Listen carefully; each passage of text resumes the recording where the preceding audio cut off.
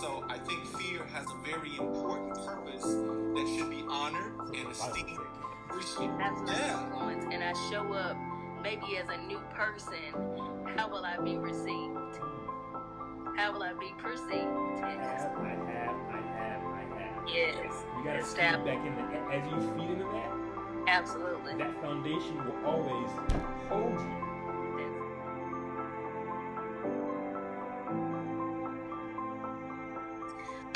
Well, hey guys, welcome. We are Rapha. What's going on, Chauncey? What's going on? Hey, what's happening? How we doing?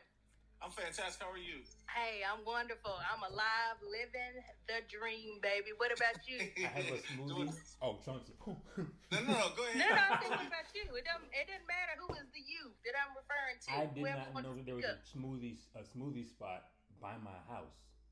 Oh, so you get that up. I know it's quarantine and everything, and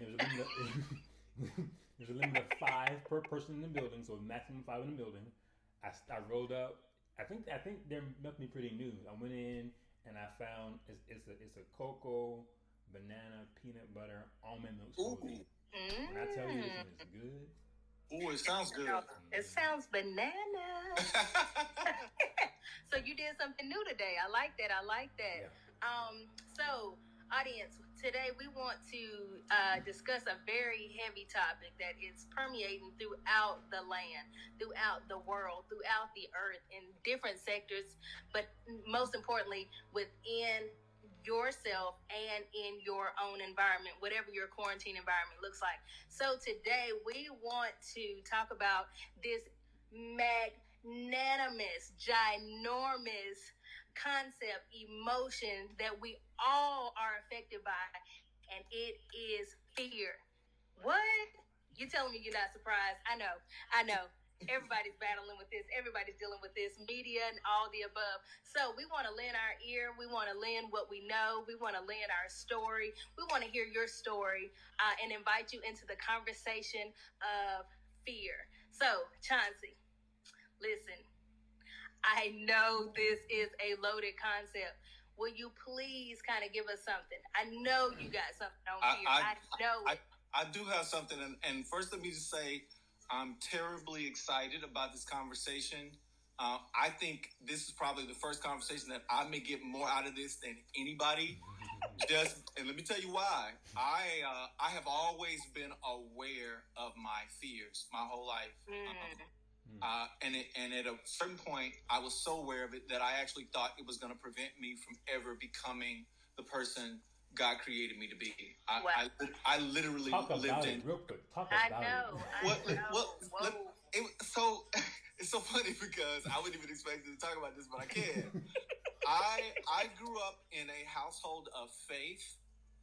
And my father did a great job of making sure I discovered my purpose at a very early age. Okay. I found a kingdom identity and a kingdom purpose. And I began to feel like I was a threat to any force that was opposing what God wanted to do in the world. Like a real threat. I'm serious. Same. It was so bad. I remember as a kid walking through my house. We had one of those patios with like a little curtain, and so if the curtain was open at nighttime, you could see right into our house. Okay. And we didn't have curtains on all the windows, but I remember as a kid walking through my house, afraid to walk past an open window. Yeah.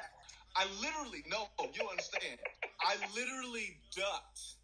Wow. As I walked through my house. My entire childhood. This is This is 18 years of my life. Wow. Because I thought that something in the universe would discover what my purpose was. Wow. And really attempt to do me harm. Come on. Paint that picture. Like serious. Wow. Like serious. And I didn't even understand why how I got there. Eventually, as I got older and started sharing this with other people look at me like, "Are you serious right now?"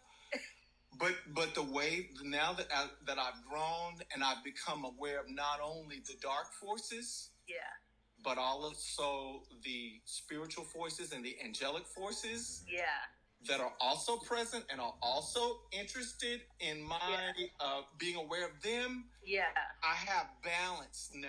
Come on, I balance love and that. awareness. I have balance now, so I am not dominated by my knowledge of the darkness. Mm. I am equally aware of my knowledge of the light.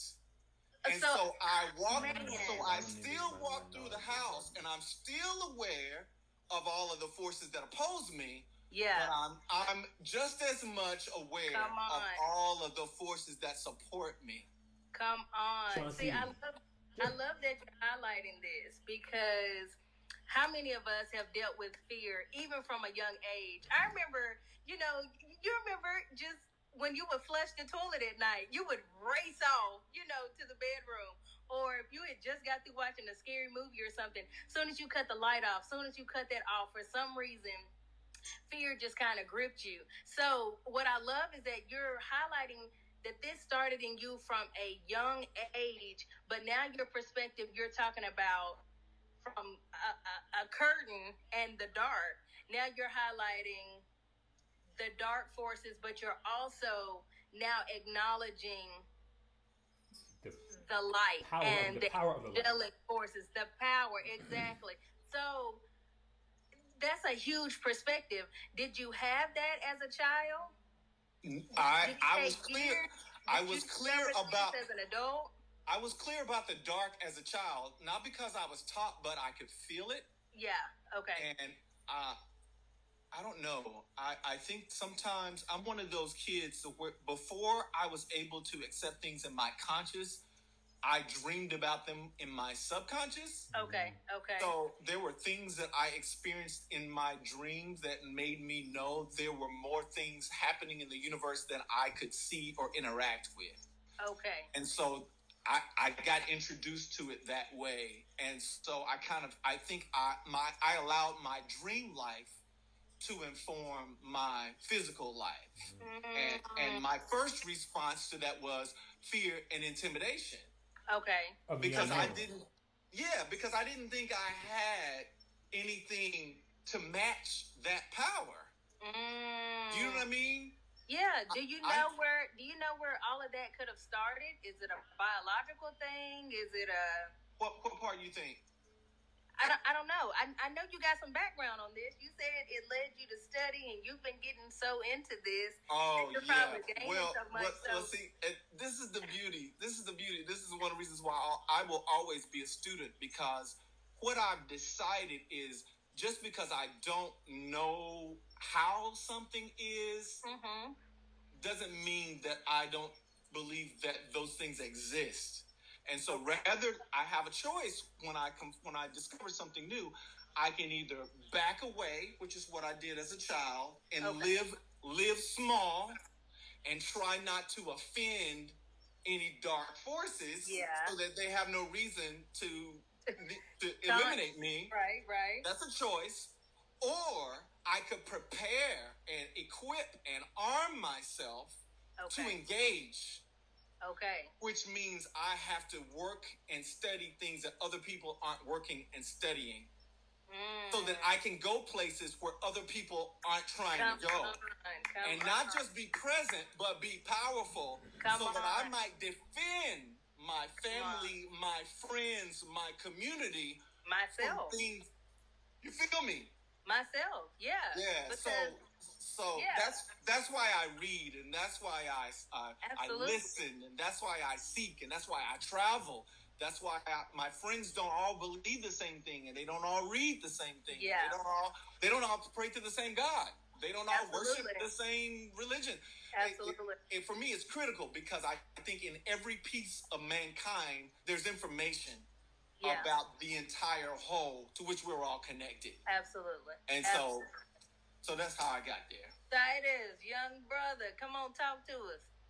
I wanna affirm whenever I hear Chauncey speak, he speaks with this out of the world authority and confidence, and I can do everything.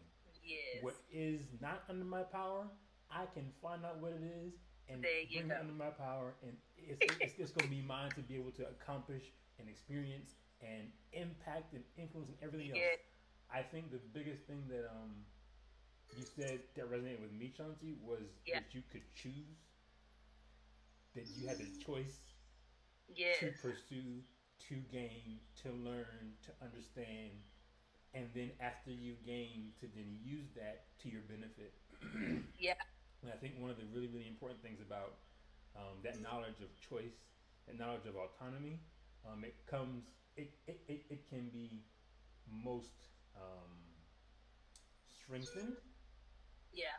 as you sit with yourself and you see yourself and you are able to recognize that I am, I Yeah. can, and then I will.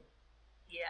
And just That's it. before I present our opportunity to breathe for a moment or two, I want to Yeah. offer up again one more concept.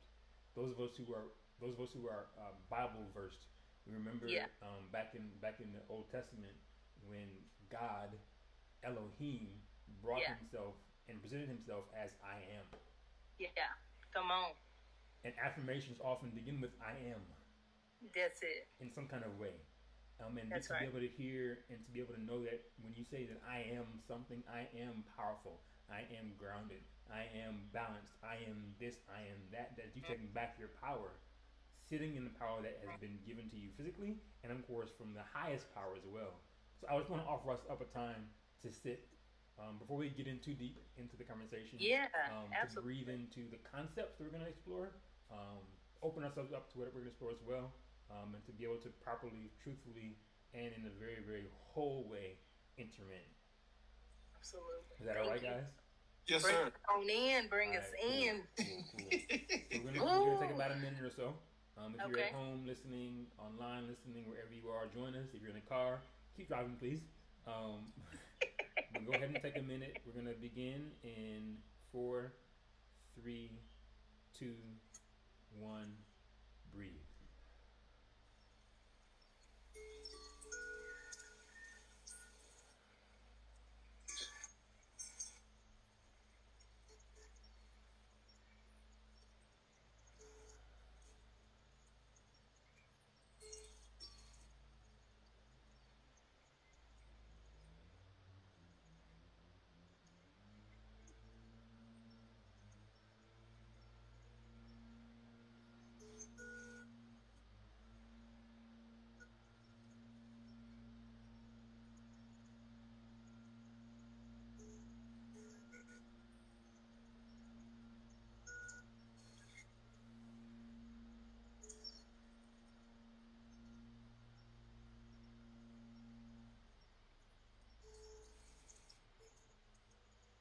And 5, 4. Slow inhale. 3, 2, 1. Slow exhale. Thank you, guys. Oof, thank you. Man. Whew. Thank you. That is so key. It's so important. I love your sensitivity to the moment because I believe we need to breathe in deep as we get ready to navigate and journey through this major concept of fear. And I'm not exalting fear, I'm just readily identifying it, Acknowledging it. acknowledging, because a lot of times if you can't conquer something you will not acknowledge or reveal or make aware. And so fear is the elephant that's always most present in the room, but that thing is so large, but somehow it fits under the smallest rug, or it'll fit under the tightest shirt, or it will suppress itself down so much so that it'll show up as depression, but it started as suppression. And so in that, I want us to kind of delve into maybe the root cause of fear. Do we have any ideas on the root? Thank you, Titus, also for that. I mean, I could breathe deep, and now all of a sudden this is wanting to flow. Um, to our audience, please, I want you to engage in this moment and just think on maybe a root cause of fear, your idea of fear. Just allow some thoughts to come up in this moment.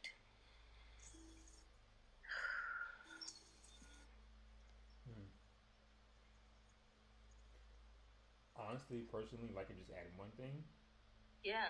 Oftentimes, in my experience, fear is a passed on trait Mm. that had nothing to do with the person who now holds it. It's been given Mm. to. I love that. I love that. Because I think when you really do process the emotion, the concept, the feeling of fear, I believe it could be instinctual. Mm-hmm. I believe it's passed down. Mm-hmm. And I believe, well, I should say learned.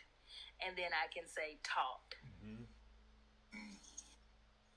So from those three areas, Chauncey, you got some ideas on maybe instinctual or any ideas around that? Yeah, I was just thinking Thank you, Titus. the thing for me that stands out first with fear is this innate, what I'll call hardwired fear. That's natural, that's original, that predates our life. Almost kind of the survival of the fittest kind of animal kingdom play. Okay. And I believe we are given fear as a survival tool to not be killed by a larger predator. Right. And so I think fear has a very important purpose that should be honored For and survival's esteemed, sake. appreciated. Absolutely. Yeah, Right. yeah, exactly, Absolutely. exactly. And so I think usually fear has such a negative connotation Yeah. that if someone accuses us of being fearful, we're embarrassed and Yeah. even the idea. And so we immediately back away. Oh, no, I'm not saying all that. Right. Right. Famous word. You scared? You scared? So you scared, right? I'm scared. No, really. Right here. Fear is a healthy, necessary response because sometimes people who aren't afraid should be. Right. Because they're in the presence of an impending doom that they have yet to appreciate. Can we speak for a moment on the present situation of COVID? Yes. A real fear. Thank you. A real fear. A real predator. Absolutely. Because it's projected on. It's causing people to be learned in its environment. They're actually teaching fear But then, in this regard. And we already have an instinctual nature, but when you apply those other two concepts, it's in a projection. Like, so let's talk about it. Let's do the work right there. Go ahead. Everybody's pointing like they have a Go ahead. Audience, that's your Right. Do you have anything, audience? I love that. I was gonna say No. there is the projected fear, but then there's in Chauncey's state to the instinctual, real predator, real outside thing. COVID, Absolutely. this disease is a real thing. Absolutely. And there are those people out there who, for whatever reason, in their own thought flows, are choosing to not acknowledge that fear and act accordingly. Acknowledge that outside force, that lion, that bear, that whatever it is. When a squirrel sees a bear or a bird, he don't look at it and say, "Hey, I'm gonna go ahead and live my life." Nah, he goes run up the tree.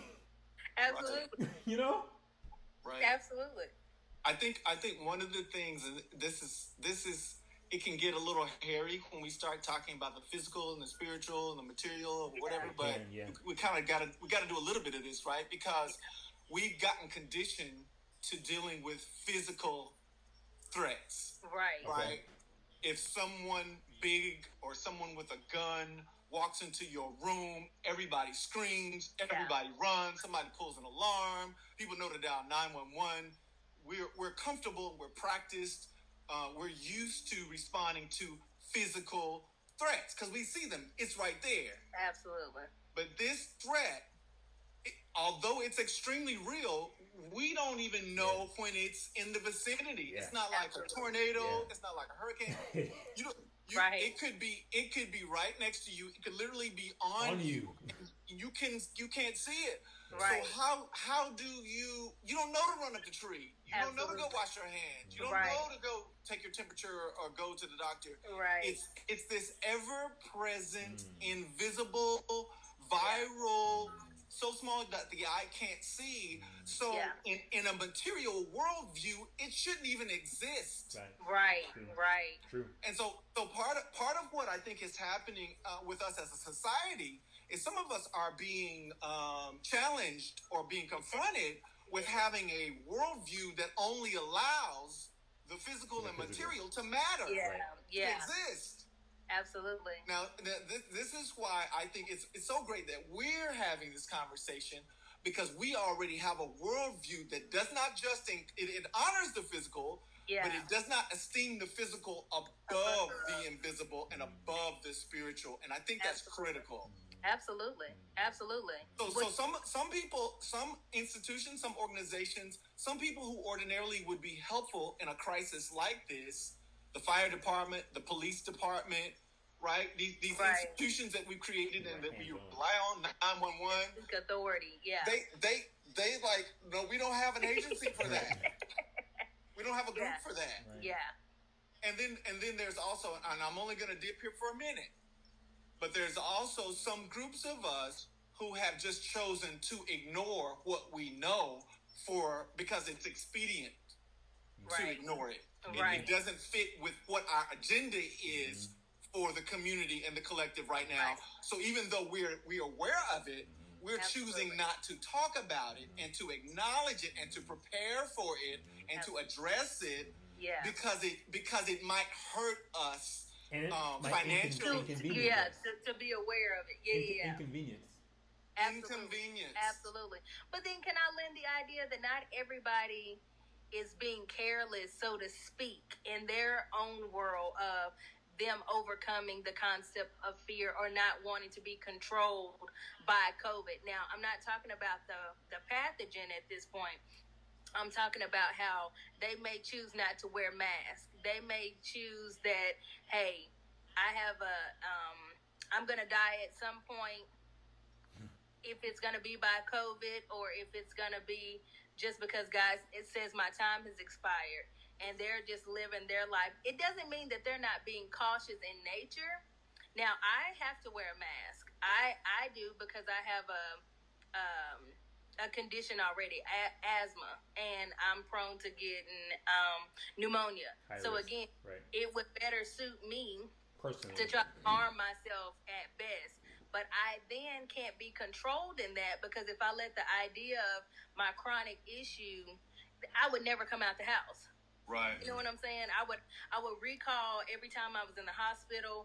I would recall every point of loss where I couldn't go somewhere because this illness, tries to take over my body. So I think there has to be a fine line and balance in how people or how we will process what this looks like during this time. Yeah. Because again, we know that the predator is a pathogen, and medicine is but a practice. But we do know that fear is real. I want to hear Chauncey's research, whatever he got to say. Absolutely. Well, I'll just jump in a little bit. I've introduced it slightly because the when I was talking about the institutions, I started thinking about the church. Yeah.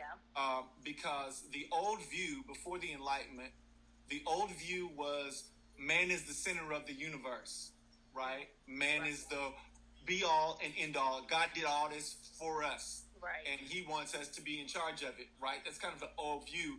And anytime something happened that we could not see or identify, we spiritualized it and said either this is God acting on the universe for good, or this is the devil acting on the universe for bad. That's kind of the medieval way. So if it was thundering, if it was raining, if it was cold, if it was hot, a comet flew by. Yeah, all of those were spiritual, God, good versus evil events. Before science, but they didn't know about disease then, right? But then we go into this beautiful thing in the middle of the millennium called enlightenment, right, where we admit that there's a whole level that the church is not the expert in, right, and that we need to then begin sending students into these disciplines in order to understand and study the body and the universe and the earth and the atmosphere and the planets.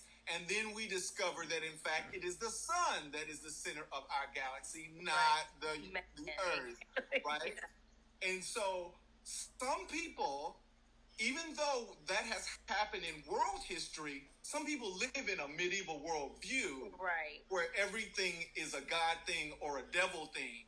And I feel for those people, because I think some of them, even if they go to the scriptures now, I've seen people post on Facebook, the reason why we're experiencing this pandemic is because we're not right with God, and He's punishing us for not going to church. Right. That's the medieval view. And we don't think about it that way, because it's like we understand that perspective, and we may even feel somehow implicated by that idea. Right. But from what we know about the way the world works now, we can't afford that idea anymore. Absolutely. And I think there's a disregard in the human condition, in the thought of human life, sometimes when you over spiritualize a lot of things. And then, I was in the sector of the church, still believe in the church, beyond a building. But I found that there was a lot of powerlessness, even though there was an authority in the scripture. Or how come there couldn't be a pairing between the two? Because if you really do look into biblical concepts, there is some science that is afforded in the scripture. But again, just bringing back the notion of sometimes, putting ourselves off in these different sectors, it's really not been a beneficial thing. Because again, I can see a lot of Christians right now, but they are trapped in fear.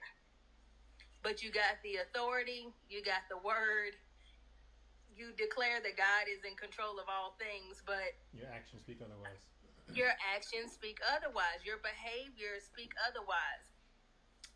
So I love that you highlighted from institution based. You even took us to medieval. I mean, brother, you are deep.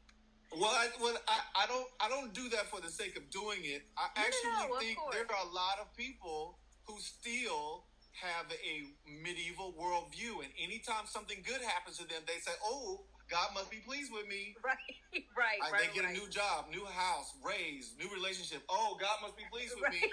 And then anytime something bad to them happens, they say, "Oh, well, God must be disappointed at me." Right. So do you feel like it's a projection and it makes it systemic?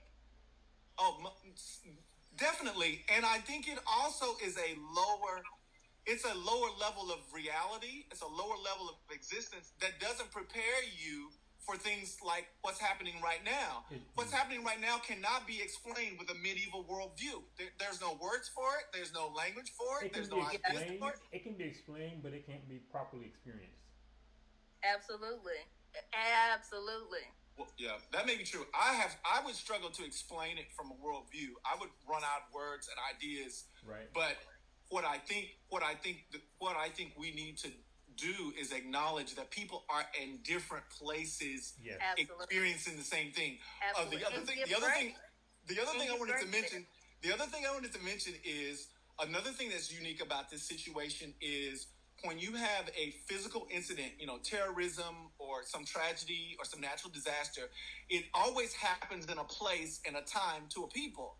Yeah. So if it's Katrina, that's New Orleans. If it's 9/11, that's New York, right? Right. But this is global. Yeah. So you can't pick up the phone and call your homeboy in another city and say, "Man, oh my God." Right, exactly. Because it may be worse for him than where you may not be helping him. Absolutely. For me, I think another thing that this is exposed is a lot of times the places that we run to for security and support, those places are closed. Absolutely. So then, okay, if these external things have shown their limitations, and we're now brought into a personal perspective, getting back into your own home, getting back into your own safety zone, getting back to your own awareness of how do I address life, how do I address myself physically, mentally, emotionally, spiritually. You are now back in position to rule from that place. If I can lend that thought. Yes. Okay. Stay there. Position to rule from that place. To rule. That's good. Because I mean, if I can give a biblical perspective, God even calls us. He says we have dominion. Yes, but I don't think it's all. It's not all in how we have brought about our own agendas or our likeness to what we thought we were supposed to contribute to humanity. I think we're contributing a lot to humanity, and then the shell of who we are, our spirits are lacking. Our mental capacity is lacking. That baby whose video went viral, and he was just talking about, rest, and he was preaching during homeschool, and he was telling his mom. It was a whole joke, and it was a whole thing. But it was beautiful, some of the things that he was highlighting. But again, I think we've now got to get back to our own personal accountability, our own awareness as to how to navigate. Because if all these systems that we have put our trust in have now had to come down and humble themselves, and we see them for where they are, then we ourselves are having to face the mirror. We are having to face ourselves. So this kind of leads me to my question real quick, because we're rolling. It's 4 o'clock. I mean, hey, we're rolling. Let me ask you, if I can address you guys personally, what areas of fear have come up for you during this time? What area? You're gonna have to pause, audience. I'm posing this to you as well. Really be honest and sit for a second and address what fears might have come up for you during this time. Is it all external? Have you really been forced to address your own personal fears?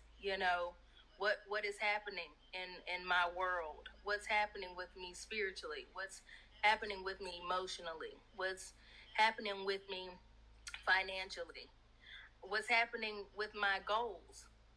What areas of fear are coming up with you in forward movement and progression? Because what fear will do is it'll either cause you to fight or freeze, or flee. Flee as in, I'm going to say forget it and I'm going to run away from it. Fight as in, man, I see this thing, I'm addressing this thing, and I'm going to give it all I got, and I'm going to contend with this thing.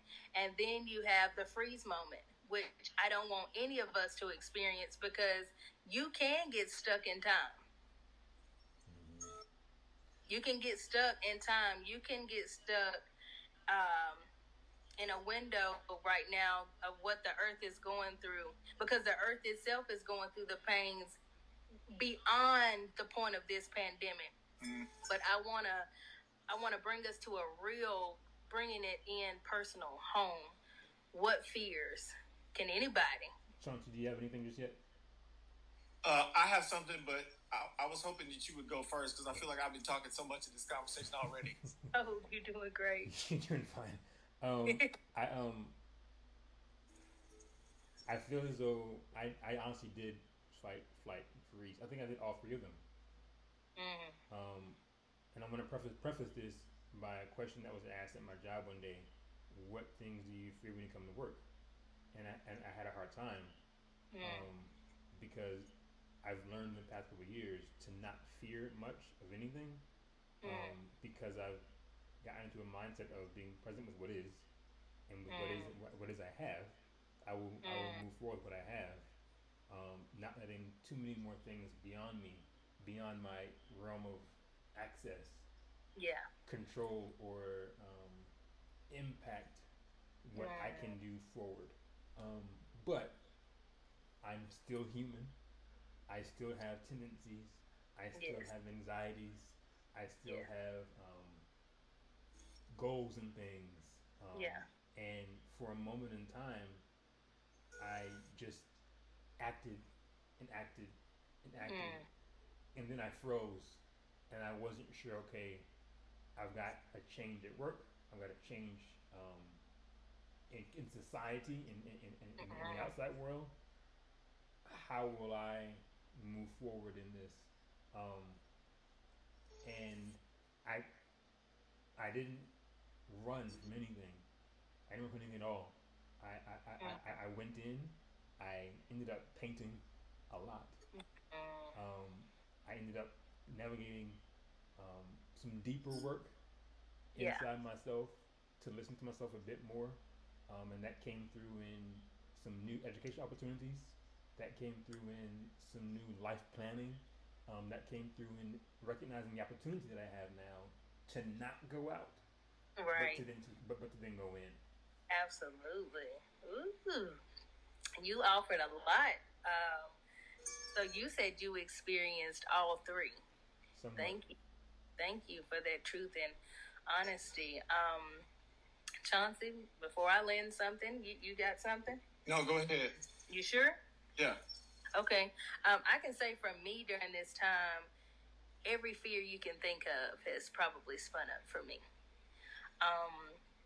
And as I've been trying to sit quiet and, not being able to go everywhere and be all things to all people, I have a big nurturing heart, and also not even being able to go check in on my parents. How when you get more time, you start to look at how you're filling it up.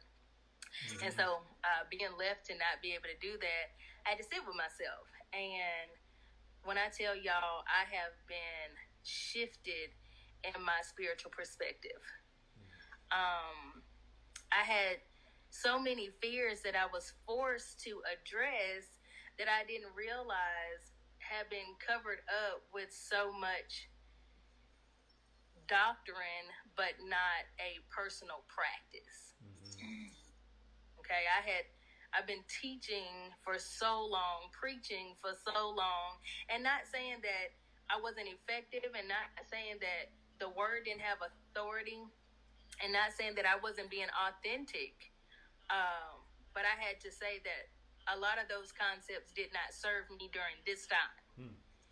And so I had to really get quiet and just, do the work, ask myself, hard questions of, Ashley, have you been living in fear? Have you been living in faith? Have you been giving everybody else unconditional love and not giving it to yourself? Do I really trust that everything is going to be okay after all of this? And so I've even been challenged in my own identity. Mm-hmm. Fear has come in, and when I say I had to be aware and address that mug, I had to boss up. And so it's just been a fear now that I'm addressing of when I come out of my front door, when I get back to work, when I get back into my spheres of influence and I show up maybe as a new person, how will I be received? How will I be perceived? And I can say this, addressing these fears, though, has been such a beautiful space and place. And I just want to be one of the ones to tell this time, COVID is not winning. That's my perspective. I am actually gaining more than I'm losing during this time. So that's what I wanted to lend. Ooh, that's good. To this conversation. It's real, y'all. That's good. That's good.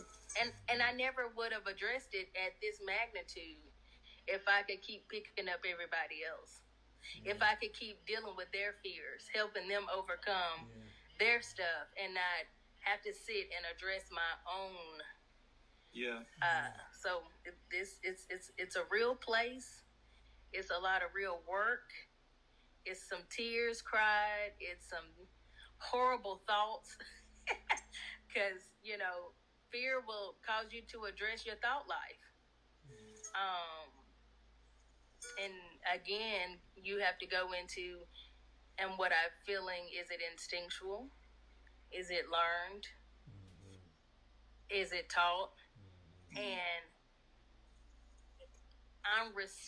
my response to it is my responsibility. Mm. Yeah. Yeah. So Yeah. identifying how we respond. Do you flee? Do you fight? Do you freeze? That there is your responsibility, and doing the work to navigate that. Mm-hmm.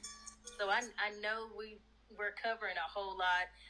I know y'all are already committed to a part two. I already I already know we're committed to a part two. But I did want to pick a card. Can I do that? Or before I do that, Chauncey, do you want to lend anything? No, I have thoughts, but go ahead. Pick a card. Okay. I'm anxious to hear what's going to be on the other side of the card. It's one of my favorite parts about video. Let's see. Okay, so since we're talking about fear, let's go to this card here. We're aware of fear. We're aware of where it may come from, the areas that it may affect us. Let's talk about awareness of choices during this time, okay? So, what are some of your practices with this? And how I want you to kind of respond with this is, how often do you address fear in your life? Because that's, for how you are aware of that, will prompt a choice or a practice. I'll be honest. Go ahead. Sometimes I suppress. I do. Oh. I suppress, and I'll either suppress. I would oftentimes suppress to just not address it at all, because life moves on. And recently, I have not suppressed, but I have identified, set aside, and had the thought to return to. How's that working out? Returning to it? It's working. It's okay. New. It's new. But it's empowering when you do. It's so empowering when you do. So empowering when you do, because you're empowered. You don't allow it to, whatever it is, to be the dictator, director of your experience. You Absolutely. felt a thing, something was a catalyst for something in your life. It impacted you. You felt it, you saw it, okay, something's happening. I bet. So I can choose. Will I lose my cap, lose my whatever? Will I this? Will I that? And I think that's kind of the question, is the choice thing. Yeah. Take that pause, observe what's happening internally, externally. Observe what your actual goal is for this 5 minutes, 10 minutes, hour, day, 70, whatever it is. Absolutely. And then work in where, okay, should I give an hour of energy to this? Should I give a minute of energy to this? Should I give a month of energy to this? Absolutely. What should I give to it to address it properly, to satisfy the source that's causing this fear? Yeah. This whatever. And then to then pull enough of whatever I have in me of that day or moment to then properly address it for myself as well. Absolutely. That was a lot. So no. So you're saying you would like to gift in addressing it, to pull from self, pull from a deep area. Is that a root area you're speaking of? Somewhat. When you talk about, and I guess what you're kind of alluding to for the moment is the chakra system, and where when I'm grounded in a thing, I'm grounded in my day, I'm grounded in my finances or my home or this, that, or the other. I don't have a fear per se of my foundation being shaken. Okay. Once I have that foundation good, once I have enough money in the bank account to do a thing, I can comfortably do a thing. Yeah. Once I know that I have and establish something home. Like for instance, this experience since COVID, Right. I have, I have, Yeah. and I have not abundantly, but I have. Yeah. And one of the reasons why I didn't freak, I won't say that word. One of the reasons why I didn't um, allow what is happening to impact me like it could have was Right. because I was confident in what I had. I have a condominium. I have That's good. family and friends. I have Yes. access to a refrigerator full of food. I have Yeah. Yes. that I've established, that I've created, and Absolutely. I've observed my surroundings. I know Yes. my resources. Mm. I can move forward for a little while longer, Absolutely. maybe a week, 2, 3, or whatever.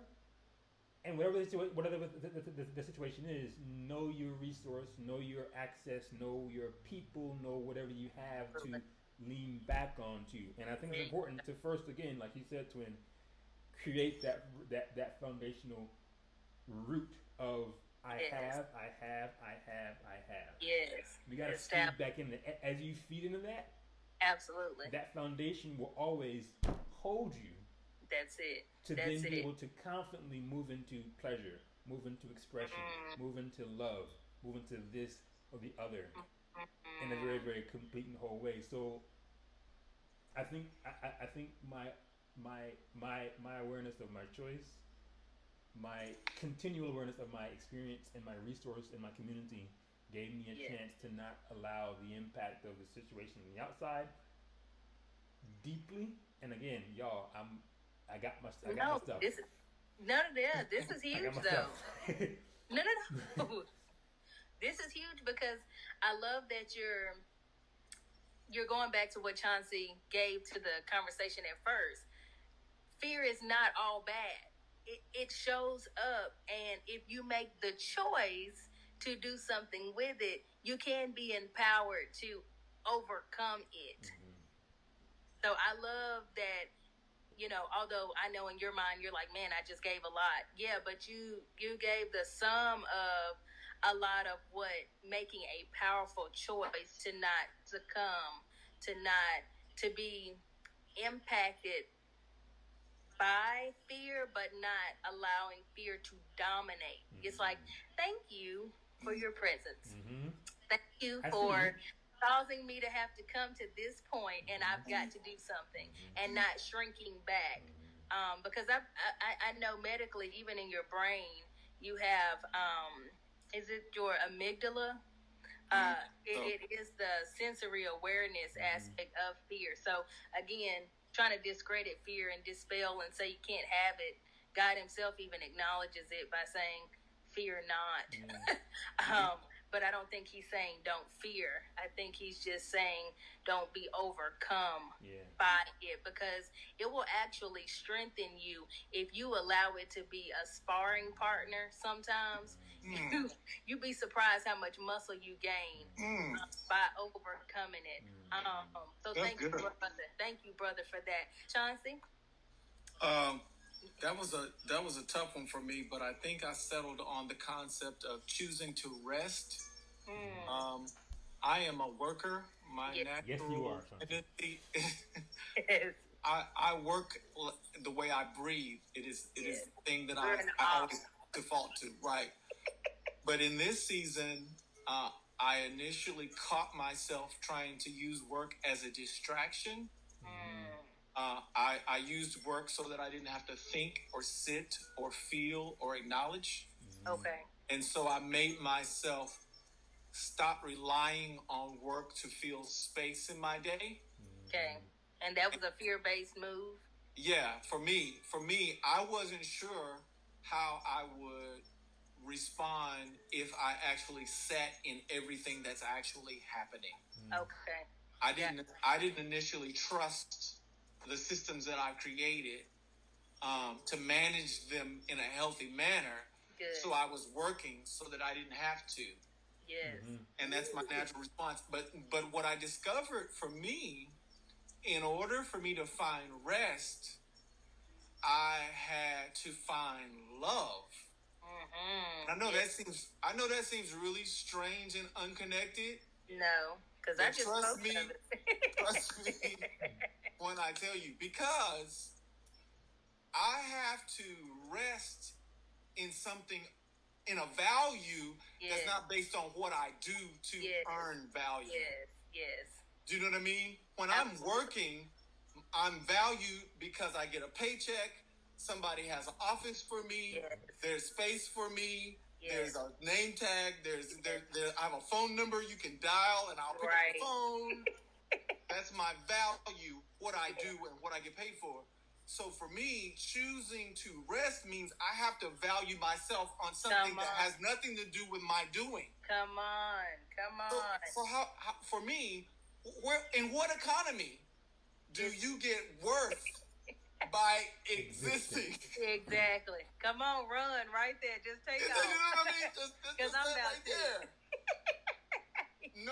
No physical economy will ever value you on your existence or system. Absolutely. No, it can't. It can't afford to. Absolutely. But you can't afford to. Come on, talk this.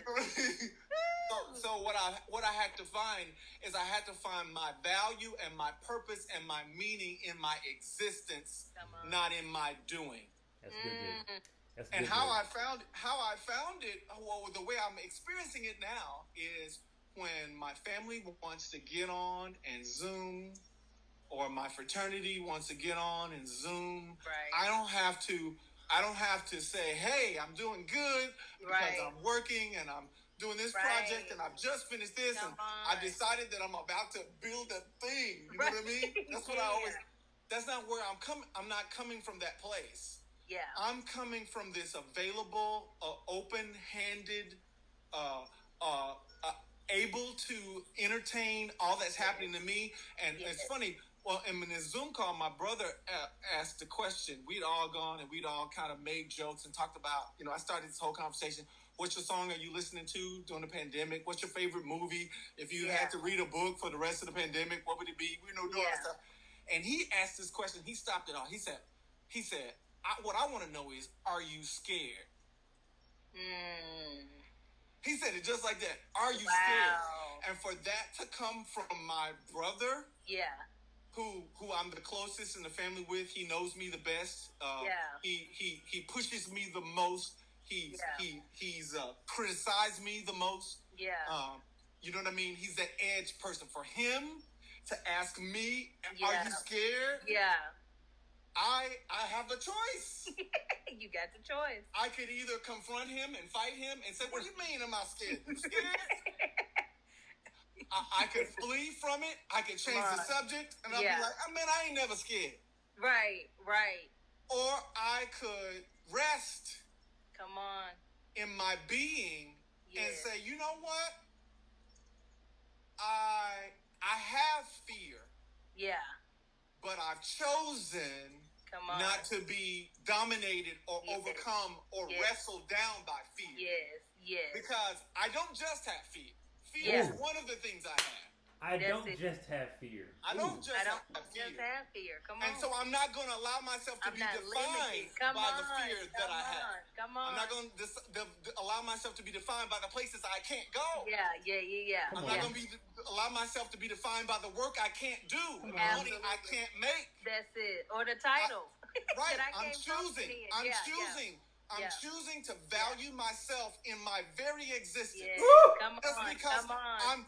Just because all of those traps and all of those temptations and all of those snares that came for me, they didn't get me. And they're all fear-based. Come on here. They're all fear-based. And they're counting on me to back away and confront it. Come on. They're counting on me to duck and to shrink and make myself small when they make themselves known. But I know too much. Come on. I've seen too much. That's it. I've won too many battles. That's it. To I'm let not fear gonna lay win down again. and allow you to have this round. Come on. You might catch me slipping. Come on. I might trip over my foot. Come on. But guess what? Come on. As soon as I hit that mat, I'm gonna bounce back. Come on.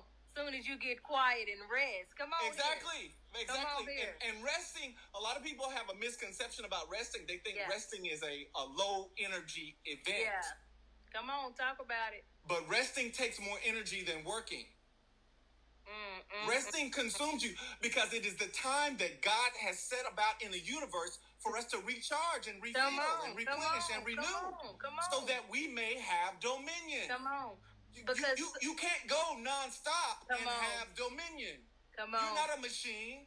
You don't have an eternal battery. We're not designed for that. We're not. That's why the sun goes down. Come on, you're not Duracell. I mean, come on. You ain't Duracell. You ain't that bunny. You're not the Energizer Bunny. But I love that you spoke to that because, again, you redefining. You made a choice to redefine how you would respond to fear, and now that's your responsibility, whether it comes in the form of a question, whether it comes in the form of a person, whether it comes in the form of an institution telling you what you can and cannot do. What power do you possess? What authority do you possess? It is called choice. And fear comes just as bold as those things show up, and it's in your response where you gain your power.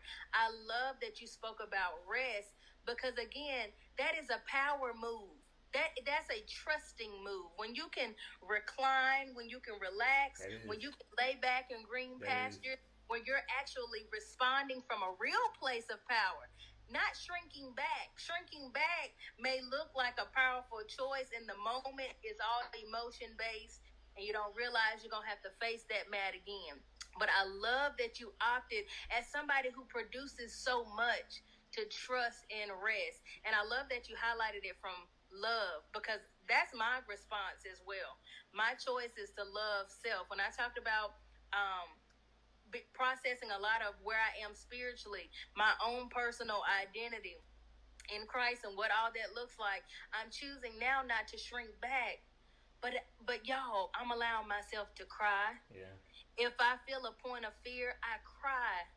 Not from a weak place, from a strengthened place that I can emote that stuff out, I can get it off of me, and I can actually set my gaze on what I'm actually looking at.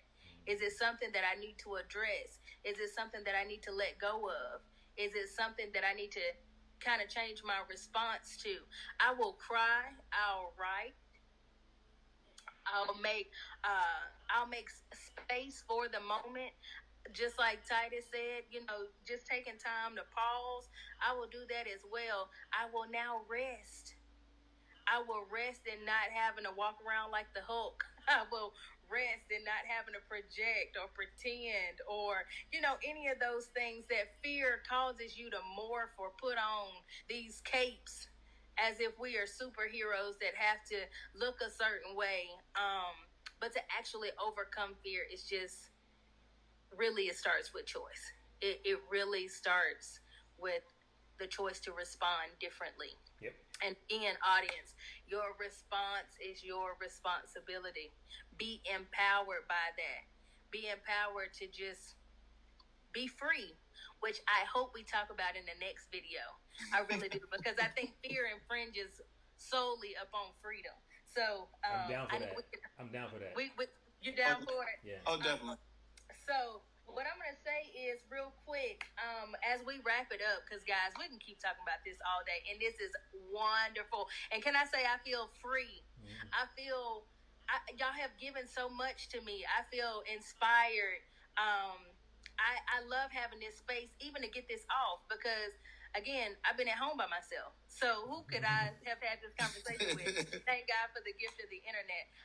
But we, too, want to share in your story. Guys, we want to hear from you. How are you processing fear? What is your response during this time? What is your awareness in your choices? What are some new practices that you're implementing? And guys, any final words that you want to land before we go to part 2? I think I kind of gave what I would offer up a minute ago, recognizing that you do have the choice, the options, choosing to create your baseline, your foundation, create what you can always come back to, and create what you can always step off from, whatever that may be. I punched you right there. because a lot of times we feel like we got to hurry up and address something. So I love that you said you could address it, set it aside, and be accountable to go back to it and not be punked by fear. I love that, Chauncey. You gave us a lot right there. Yeah, I know. That's why, and that's why I was like, no, y'all go. This conversation. This conversation is so deep for me, and it's so needed. Yeah, I'm just so grateful. I have to echo your sentiments. I'm so grateful that you guys show up to the space that you've created, and I think it's just it's so many great things are possible. Absolutely. Just because I think we're willing, even as we teach, to be taught by what's happening, and to continue to grow in our love for each other, for ourselves, for mankind. And learn and be willing to learn everything that the universe is teaching us, because there's just so much information. There's so many opportunities for us to become better versions of ourselves, which I believe is the goal from the Heal perspective anyway. Absolutely. From the Heal perspective, that's good. The Heal perspective, which is what Rapha is all about, guys. Rapha is all about the Heal perspective. We are all wanting to rise to be in our kingdom authority, rise and be our highest version of ourselves, no longer low level, but actually walking in authority and ruling from a different place and actually being healed and whole. I want to leave us with this scripture really quickly. You can hear it however you want to. Just let it be wisdom to your life. Hebrews 10:35, the Passion says, so don't lose your bold, courageous faith, for you are destined for a great reward. Guys, I want to encourage you that as you face your fears, as you address, as you step up to the plate, use your confidence, use your fearless confidence, your faith in trusting that though you may not know everything, you know something. And most importantly, you know something is powerful or more greater than you are, and that there is a reward on the other side of this. The healed version of yourself is worth fighting for. So thank you so much for your story. Thank you, Titus, for lending your story. Thank you, Chauncey, for lending your story. Thank you, Ashley, for lending your story.